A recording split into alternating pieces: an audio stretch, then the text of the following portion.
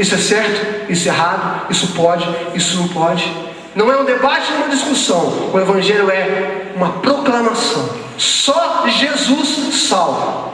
Só Jesus tem o poder. Só Jesus é o Senhor dos senhores. Só Jesus é o Rei dos reis. Quando nós pregamos a verdadeira palavra de Deus, é como um mendigo que encontra o pão e vai falar para o outro onde esse pão vai ser encontrado. Ou seja, quando pregamos a verdadeira palavra, é como um mendigo contando ao outro onde encontrar o pão. Isso é o Evangelho. Você lembra quando você estava no mundo? Quando você estava como um mendigo nas mãos de Satanás? Quando você estava sendo escorraçado por ele? Quando você estava sendo humilhado por ele? Pisado por ele? Um dia você ouviu falar de Jesus. E você se regozijou. E você se encheu na presença de Deus. E você se renovou na presença de Deus. E você queria sair correndo para a pessoa mais próxima de você para dizer: ei, eu encontrei aquele que me salva. Ei, eu encontrei aquele que renova a minha vida. Eu encontrei aquele que faz a minha vida ser uma vida de felicidade, e de alegria, e de gozo e de regozijo. Agora você já imaginou essa cena?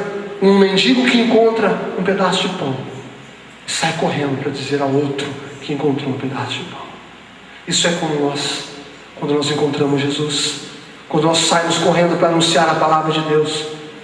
A força da igreja primitiva não era a propaganda das belas ideias de fraternidade entre os homens ou grandiosas reuniões organizadas, mas era a proclamação e a prática dos atos poderosos de Deus. Hoje em dia nós vemos tudo, várias coisas.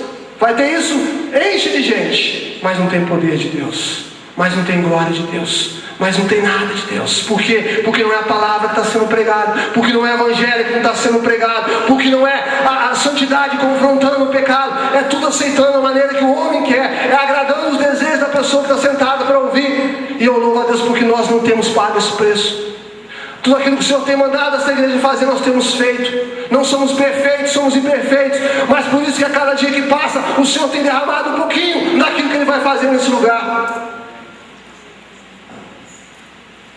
Por isso, preguemos a verdade que é Cristo, e Cristo que é a verdade se manifestará. Preguemos a verdade que é Cristo, e Cristo que é a verdade, Ele vai se manifestar. Ele está nesse lugar. Se você tem dúvida que Ele está nesse lugar, você está perdendo tempo. Se você vem para a igreja nessa noite por algum acaso, e você não crê que Jesus está aqui, Ele pode te tocar nesse momento, você está perdendo tempo. Atos capítulo 8, a palavra diz que depois que a igreja foi perseguida, houve um dispersar do povo, um dispersar dos discípulos. E a palavra diz que Filipe, quando li esse texto eu pensava que era Filipe o discípulo, mas quando eu olho para isso aqui, era um diácono da igreja. Um diácono da igreja de Atos, primitiva. A palavra diz que ele foi até Samaria e anunciava-lhes a Cristo. A multidão atendia unânime, e via e ouvia os sinais que eram manifestados através da vida deste homem. E houve grande alegria naquela cidade. Sabe por quê? Que ele anunciava a Cristo. Você pode ter certeza que a mensagem que Filipe trazia para eles era: arrependei-vos, rasgai as vossas vestes e o vosso coração diante de Deus, porque Ele vai se manifestar. Aleluia. Demônios, quando viam Filipe passar, saíam, batiam em retirada, porque sabiam que a glória estava nele, porque a verdade estava sobre ele, porque o poder de Deus estava sobre ele, porque a glória de Deus estava sobre ele. Doentes eram curados, enfermos eram curados. Pai, Tu não mudou, Tu és o mesmo. Tu tens buscado, eu tenho buscado. E eu creio que isso vai acontecer na minha vida, vai acontecer na tua vida. Eu creio que isso vai acontecer nesta igreja. E Deus não escolhe quem usa, Ele pega quem Ele quer para usar. Ele não usou Pedro nesse momento. Ele não usou João nesse momento. Mas Ele usou quem? Ele usou Filipe, um diácono. Ele pega a pessoa que ele quer. Ele pode pegar a pessoa mais simples em termos, porque todos nós somos iguais. No avivamento da Rua Azusa, quando o poder do Espírito Santo foi derramado naquele lugar, me impactou quando eu estava lendo aquele livro. Eu falei: Pai, eu quero essa glória nesse lugar. Eu e o pastor comentando e sonhando com isso. Não havia pregador, não havia instrumentos. O Espírito Santo direcionava tudo. O Espírito Santo falava o que ele queria falar, direcionava o que ele queria direcionar. Os músicos eram músicas novas a todo instante, saindo dos lábios deles glorificando a Deus. Não havia guitarra, não havia bateria, não havia teclado, era no próprio lábio. O Espírito Santo soprava nos ouvidos dos levitas e eles adoravam a Deus. Cânticos novos a todo instante. Pregadores que chegavam, abriam a palavra de Deus para ler, não conseguiam ler porque se prostravam, porque a glória de Deus estava naquele lugar. E depois o pregador prostrado, o levita prostrado, a igreja prostrada, clamando, sabendo que Deus estava naquele lugar. Sabe o que Deus fazia? O Espírito Santo tomava qualquer um que estava no meio da igreja, tomava pelo poder e levantava. Eis o pregador da noite, fala. O Espírito Santo falava. É isso que eu quero nesse lugar. Eu falei: Senhor, eu estou submisso a fechar os meus lábios nessa noite, para que o Teu Espírito Santo faça mover nesse lugar aquilo que Tu tens para fazer. Mas se Ele não me calou até agora, então é porque eu trouxe na boca dele nesse lugar com temor e tremor para te falar aquilo que Ele colocou no meu coração. Clame por este avivamento na sua vida. Clame por este avivamento nesses dias. Aqui diz que houve uma alegria naquela cidade. Você está numa cidade chamada New Rochelle. Você está numa cidade que é hoje uma das cidades mais conhecidas de Westchester. Você sabe o que Deus pode fazer através da sua vida. Você sabe o que Deus pode fazer através da minha vida.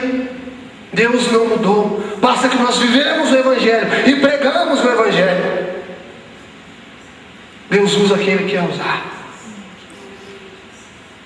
Como pregar a verdade se eu não olhar para Jesus e seguir os seus mandamentos? Agora começa uma parte que cabe para mim e para você fazer. Como ver os sinais e prodígios acontecerem se não imitarmos o Criador e o Autor deles? Fala para mim, igreja. Como que eu posso ver os sinais de Deus se manifestar neste lugar, se manifestar na minha vida, se eu não imitar a Cristo Jesus? Se eu não for como Ele foi ao Pai, submisso, obediente, se rendeu totalmente à vontade do Pai.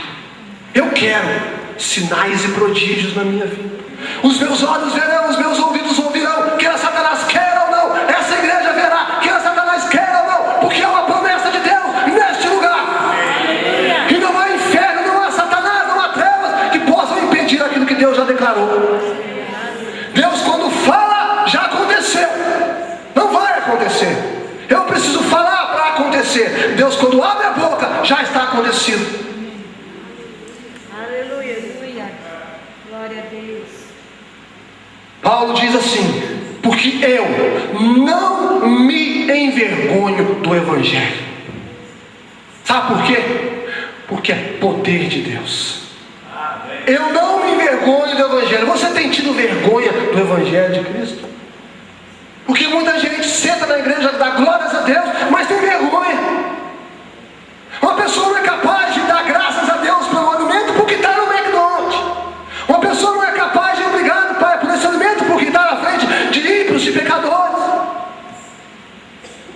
Isso é ser vergonha, ter vergonha do Evangelho. Uma pessoa não é capaz de carregar a Bíblia.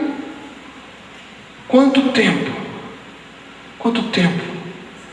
eu tive vergonha de carregar isso? Quanto tempo eu tive vergonha de carregar essa palavra?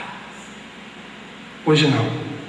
Quando eu comecei nos caminhos do Senhor, quando eu comecei a voltar, oh, coisa boa, era o meu prazer sair na rua desse jeito assim. Eu não me envergonho do Evangelho de Cristo. Glória a Deus. Ainda diz: ai de mim, ai de mim, se não pregar o Evangelho, ai de mim, se não anunciar as boas novas. enquanto Satanás tem tomado lares de pessoas do mundo,